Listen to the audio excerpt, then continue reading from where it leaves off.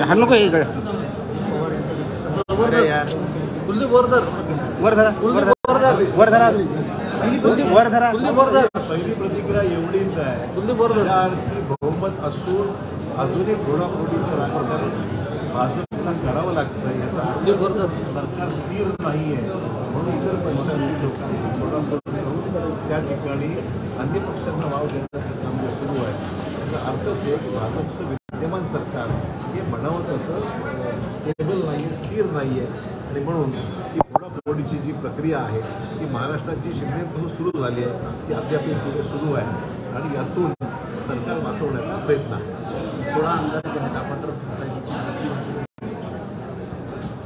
काय होऊ शकतं त्यात नेमकं काय घडतंय कशामुळे घडतंय मी सांगू शकणार नाही.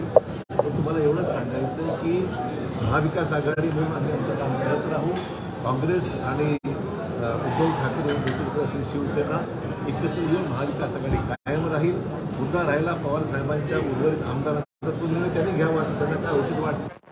महाविकास आघाडीत राहिले तर चांगली गोष्ट आहे पण शेवटी हा निर्णय त्यांना घ्यायचा आहे की त्यांनी या बाबतीमध्ये विद्यमान परिस्थितीवर काय भूमिका घ्यायची. उद्धव ठाकरेंचं काही बोलणं झालं बोलू उद्धव ठाकरेंशी मी बोललो आणि त्यांना मी हेच सांगितलं की आम्ही काँग्रेस आणि शिवसेना एकत्र येऊन ही महाविकास आघाडी महाराष्ट्रामध्ये कायम राहील आणि आपली भूमिका आपण लोकांसमोर गेलेलो आहोत. एकत्रपणे लोकांसमोर जाऊ असं मी उद्धव ठाकरेंशी मगाशी बोललो. 2 दिवसापूर्वी तुमची आणि अजित पवारची जागा वाटपासंदर्भात भेट झाली होती. झालीच होती ना. मी त्यांना भेटलो होतो आहे त्या परिस्थितीमध्ये कारण आमची बैठका सुरू होत्या. अजित पवारांचा आम्हाला निरोप होता आणि त्या निरोपाप्रमाणे मी त्यांना भेटलो. पण आजच्या घटनेशी त्या भेटीचा काय संबंध कार्यकर्त्यांना काय संदेश द्याल तुम्ही? नांदेडमधले कार्यकर्ते आपण पाहताय काल पूर्वनियोजित कार्यक्रमाप्रमाणे कालपासून आणि आज नांदेड जिल्ह्यातील लोकसभा मतदारसंघ नांदेडचा बैठका आमच्या सुरू आहेत. आमच्या कार्यकर्ते कामाला लागलेले आहेत. त्यांचं काय म्हणणं आहे, त्यांच्या काय सूचना आहेत पक्ष मजबूत करण्याकरता काय काय करायची गरज आहे या सगळ्या बाबतीमध्ये मतदारसंघ न्याय 2-2, 3-3 तास चर्चा झालेली आहे. आमचे कार्यकर्ते काम करायला सज्ज आहेत. कुठलाही आमच्यामध्ये मतभिन्नता नाही आहे आणि जोमाने काँग्रेस पक्षाची जी जागा काढण्याविषयी पूर्ण तयारी आमची.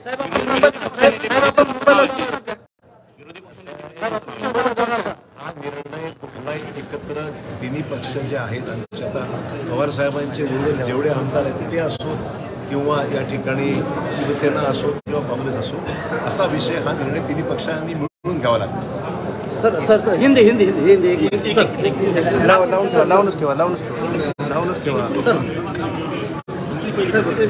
देखिए आज जो पॉलिटिकल जो भी घटनाएं मुंबई में हो रही है उससे ये साफ पता चला है, उससे दिखाई देता है कि भाजपा की और शिंदे सेना की जो सरकार महाराष्ट्र में है अभी भी स्टेबल नहीं है.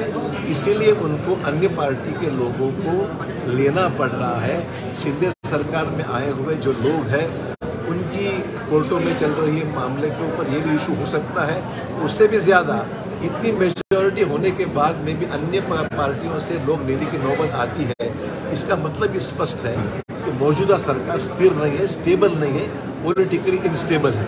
इसलिए उनको अजित पवार के साथ एनसीपी के कुछ विधायकों को लेके सरकार गठित करने का ये फैसला उनको मजबूरी में शायद करना पड़ा होगा, ऐसा यहाँ पर दिखाई दे रहा है.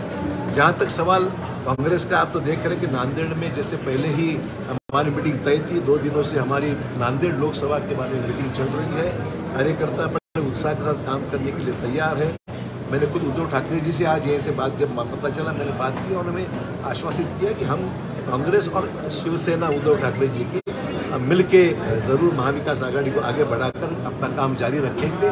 सवाल जहाँ तक पवार साहब के जो अन्य बचे हुए MLAs हैं उनके बारे में शरद पवार जी ने फैसला करना है, उनका फैसला रहेगा. आपलं बोलणं झालं का सर? आपकी बात हुई क्या? शरद पवार साहब से मेरी बात नहीं हुई है क्योंकि बहुत स्वाभाविक है कि ऐसे वक्त में शायद उनको वक्त लगेगा सोचने के लिए, उसने मैंने उनसे भी बात नहीं की है. उद्धव ठाकरे जी जरूर मैंने बात की. Thank you sir. सगळे इकडे या, अलीकडे या, सगळे अलीकडे या, कमलाकर या अलीकडे. केबल सोड आहे, केबल सोड. अरे थांबा.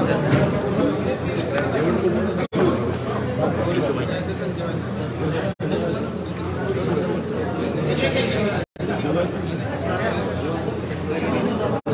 इथेच आहे.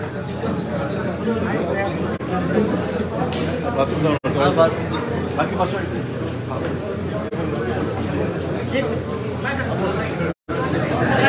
बाकीचे थांबा. चला, डॉक्टर साहेब, चला जेवण घेऊ. आम्ही